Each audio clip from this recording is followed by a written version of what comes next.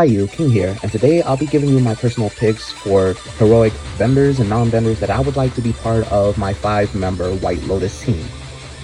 Now, this team won't be comprised of the most powerful benders, but they'll still be fairly strong, and they will have a wide range of abilities, which will, in my opinion, make for not just an unstoppable White Lotus team, but one that is very versatile. But before I get into it, I would please like to remind you if you could take a moment to just press that like button, as it really does help with the algorithm, allowing Avatar fans like yourself to see more of my Avatar content. I would also like for you to comment down below your picks for a 5-member White Lotus team, and I would very appreciate it if you could ring that notification bell so you know first when an Avatar video drops. And with all that said and done, let's get into it. Now, my team will basically have one for each element plus a non-bender, and my first pick, which none of y'all would have seen coming, will be General Iroh II for fire. Now, I know most of y'all would get him confused with the original Iroh from Avatar The Last Airbender, but no, this Iroh II was named after him and is the son of Fire Lord Izumi, who is the daughter of Fire Lord Zuko. So he has fire royalty in his bloodline, which is why he's able to bring that heat. But he also carries the kindness and wisdom of the OG Iroh, allowing him to think strategically before actually taking action. Which is why I believe such a general of great wisdom and power has a place on my White Lotus team. And second bender I would put on my White Lotus team would be from water. I'm talking about the plant bender Hugh.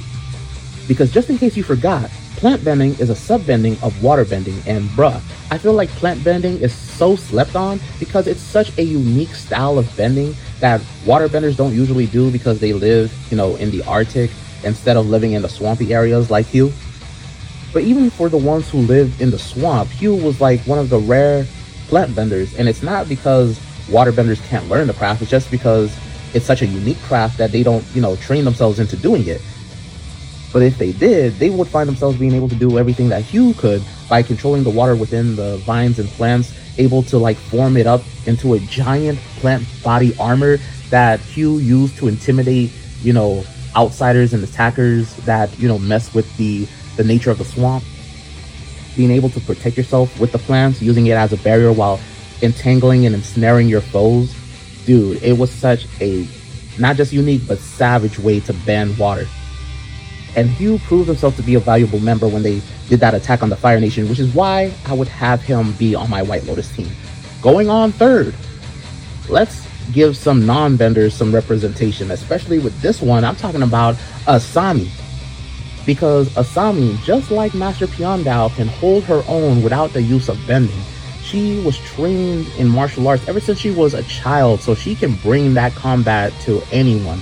And she is rich, so she not only has the funds to support the White Lotus, but she also has the resources, thanks to her company, able to have built mechs and vehicles for the usage of her other White Lotus teammates. And even if they don't know how to operate them, she does, because she's an engineering genius. So not only can she repair stuff that is damaged, but she can also operate them. So that's why I'm saying Asami wouldn't just be on the team, she would be a valued member. Now on to fourth for Earth, I'm picking another one from Legend of Korra. Yeah, you got it, Bolin. Because Bolin is not just heroic, he is very powerful. Low-key slept on because he is one of the most powerful earthbenders, since he is a lava bender.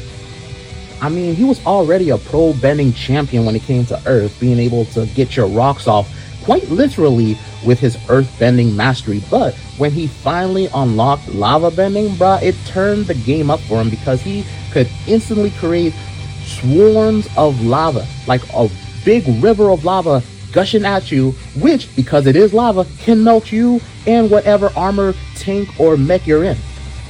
And he could quite literally bring down buildings with his lava bending and earth bending the way Gazan brought down that giant wall.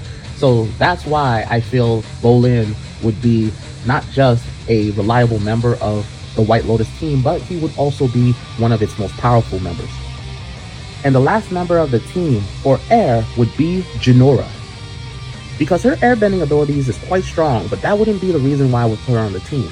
I would do so because through her spiritual projection abilities, she would be quite useful for scouting and communication purposes for and between the other members of the White Lotus team, using her spiritual projection to gather and relay advantageous tactical information that she would get by scouting and spying on terrorist, villainous Bender groups that would find it very difficult to, capture her unless they have spirit benders on their side, which would make Jinora the perfect spy/scout for my White Lotus team.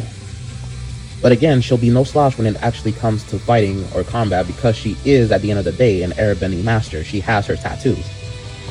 So yeah, that would be my 5-member White Lotus team. Comment down your thoughts in the comment section below. Tell me what you think about it, or who would you have picked instead. Again, ring that notification bell so you know first when I drop the second part of this video of me picking my 5-member Red Lotus team of villainous benders and non-benders.